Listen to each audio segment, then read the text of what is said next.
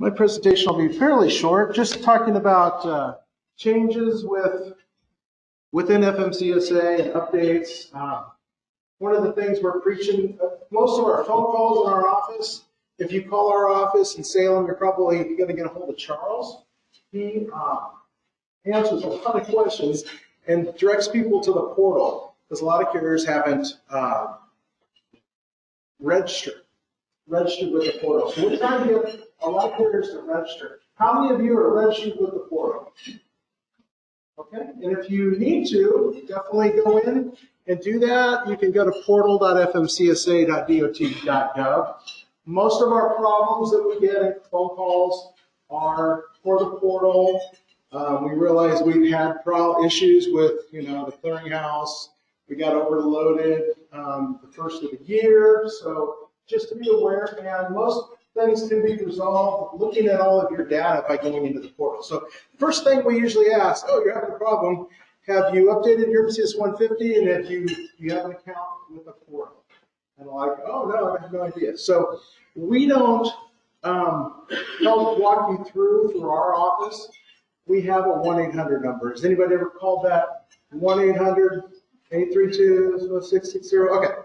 If you have it, if you call our office, we'll tell you to call that number because that's what their job is. And we have a contractor that takes care of that in DC, and they can actually see what you're doing and walk through it. We can just lead you to the website and give you the phone number.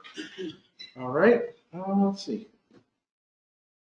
One of the new campaigns that we have that's on our website is the Our Roads, Our Safety. In fact, as I was getting this prepared the other day, I looked this up. So take a look at this. Go to the website. It's fmcsa.dot.gov, Our Roads. And there's also an email address, and it's basically tips for helping you drive on with cars, truck drivers driving with cars, bicyclists, and other vehicles. So it's kind of one of our new campaigns. They asked us, could you give us a list of new updates? And this was one of them that we had. All right, now a lot of text. Here we go. So feels like this is like a delayed update. All of the topics or something's getting delayed. Apologize for that. I don't know why, but our entry-level driver training rule, which would go into effect next Friday, has been delayed for 2 years. So that's basically all we're telling you here. It's extending the rules implementation, which will be started next week. It will go into effect until February 7, 2022. All right. Let's see.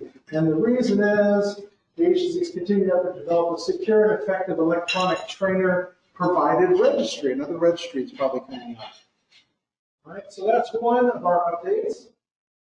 Here's the next one. Anybody participate in the crash preventability program? And can this PowerPoint be sent out? Okay, so if you want to copy the PowerPoint, everybody just bombards you with email and tells you. Okay, so just ask him and he'll email it to you so you can have it. We are basically extending. We'll have a second Federal Register published to announce the start of the new program. So the crash preventability program. Maybe submit with the agency. The new program begins. So just be aware this is coming out. This is not to be confused with crash preventability. If you have a compliance review by one of the state or one of our, we have four, we're down to, after today we'll be down to 3 safety investigators in our office. So 30 of the state, or any one of our 3, if they come out and do a compliance review and your factor 6 rating drops below satisfactory, meaning you had 2 or more crashes, if you believe one of them is preventable, meaning you didn't think your driver was at fault, generally the 2 are being you're parked legally and somebody rear ends you or hits you. Pretty much have to be parked or in your lane and somebody rear ends you. Then that would be considered non-preventable. What happens is the safety investigator uploads the compliance review, and if factor 6 is it's either satisfactory or unsatisfactory, if it becomes unsatisfactory, then what happens is they affect your rating. it'll drop you from either non-rated to conditional. And so when I see that, I'm like, okay, well, I wonder if the motor carrier wants to submit a preventability determination. And that goes to Andy, my boss, in our office. And what we need are police reports or independent insurance reports. So you would need to send that. And if it's conditional, we need to get that within 10 days. I usually hold a review. If it's unsatisfactory, 7 days. So it's pretty quick. Reason being unsatisfactory 7 days is because I have to approve the review within 7 days. Okay. Anybody have any questions about that? Okay, so that's the difference between this crash preventability program, which will be through the data queue system, and a crash that definitely is in the system. It's recordable, but only during compliance review would we determine that it is non-preventable. And at that point, we would, if Andy determines that it is, we would take it off the compliance review. If your factor 6 crash rate would be recalculated, and if it drops below usually 1.5 or 1.6, you'd be re-rated to satisfactory in that factor, which could raise your entire rating from conditional to satisfactory or unsatisfactory to conditional. Okay. Questions? No questions? Moving on. This one was already brought up just a few minutes ago. So because the rates are over 1%, the controlled substance rate is going to jump to 50% or go back up, and it'll be for a couple of years. So this kind of stole my thunder on that. How about the next one? So along with the clearinghouse, one of the questions we've seen is what's going to happen roadside will, well, and that term prohibitive comes up. Currently, the driver would be cited 390.3. Okay, so there would be a citation. When the new out-of-service rate comes into effect April 1st, if the driver shows up prohibitive, they would be put out of service. All right, any questions? Okay, good to go. Okay, I covered personal conveyance last year. We have a couple of slides, and I can pass through those, but just so you know, personal conveyance, 392.3 also applies with personal conveyance. When you think of personal conveyance, you should be thinking Part 395, right? Because that's hours of service. But it also applies. So if your driver is over fatigued, they would be in violation of 392.3. So no driver shall operate the vehicle. And this applies to every application. You can't drive if you're ill or fatigued, even if you're exempt from Part 395. So agriculture or anything like that. If you're ill or fatigued, you'd be violating Part 392 rather than Part 395, where you'd be exempt from 395, but not this one. So keep that in mind. At the roadside, do the inspectors ever cite the driver for being ill or fatigued just based on appearances? I've seen it, yeah.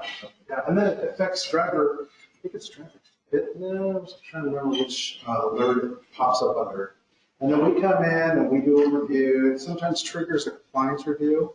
So I would let your drivers know, especially in relation to personal conveyance, you should have a policy. You either are going to accept it and know what the conditions are, or say, no, we're not going to. Because if you accept it and allow it, your driver gets stopped with their leg all over the road, for example, and they get pulled over, they could get cited for this. And that will affect their CSA scores. Okay, so personal conveyance revisited. You have to be off duty. So personal conveyance, movement of a CMV for personal use while you're in an off-duty condition. So the driver, in fact, I just had a question earlier, Caleb. Driver's got to be relieved to be off duty. By definition, in 395.2, you have to be off duty and relieved. To be off duty, you have to be released from work and all its requirements. So that's another issue. So a lot of the things that in terms of phone calls that I get are, can I do this? Well, are you relieved from work? Well, no, but they said I could use it. No, sorry, one of the requirements to be off duty is you have to be released from all work and all of its requirements. Okay. Let's see. Okay, this is a change to the rule. Remember when it couldn't be laden, meaning you can't have any product on board or any supplies. Now it can be. since the load is not being transported for the benefit of the motor carrier, so personal conveyance allows the driver to take it as off-duty time if they're moving back and forth, say, to a hotel, a restaurant. Personal conveyance does not reduce a driver or motor carrier's responsibility to operate safely, so they can still operate safely, and what else can they not be? Ill or thank you very much. All right, let's see. So you really should establish your own conveyance limitations, how you're going to allow this, or if you're not going to allow it, okay, that kind of thing. And ELDs will provide option if they do decide to take it off duty time. Does anybody have any questions about personal conveyance? Because I could just, I've got a few slides, I could just skip through it because there's a lot of wording on it. The examples of appropriate uses, time spent driver en route, lodging, that's basically the main one, or commuting back home. As long as they're not, the question I always ask, because everybody's got a specific, unique, okay, I'm going from here to here, these are the phone calls I generally take. And my question is, well, where's your next dispatch? Well, if you are in Salem, headed to Port, you want to go back home to Portland, but your next dispatch is from Portland, up to Olympia, it's probably going to put you en route. That's probably not going to work for personal conveyance. So just keep that in mind. So and also the personal conveyance must allow a driver to have adequate time to rest because you don't want to violate 392.3, which is you can't be ill or fatigued. Correct. Also, if a safety official directs you to move the vehicle, then you would be okay to use for personal conveyance. Also, if you have to transport or operate motor coaches, if without passengers, I guess that's the lady part in the motor coach, but without passengers en route, lodging, hotel, truck stop, things like that. And then also, if your time spent transporting personal property while off duty, time spent transporting personal property while off duty, 390.F, look at F. Anytime you're operating, transporting anything personal property, you're basically not regulated. That's authorized use of the CMV to travel home after working at an offsite location. That's probably what's going to be used for. That can be used. The commute that's not really advantageous to the motor carrier. So here we go, the movement of the CMV in order to enhance the operational readiness of the motor carrier. So just think that through. That's usually what's going through my head when I get a call and somebody asks about personal conveyance. Can I do this? Let's just talk about what you want to do. Because that's, if you're stopped roadside, that's what they're going to ask you.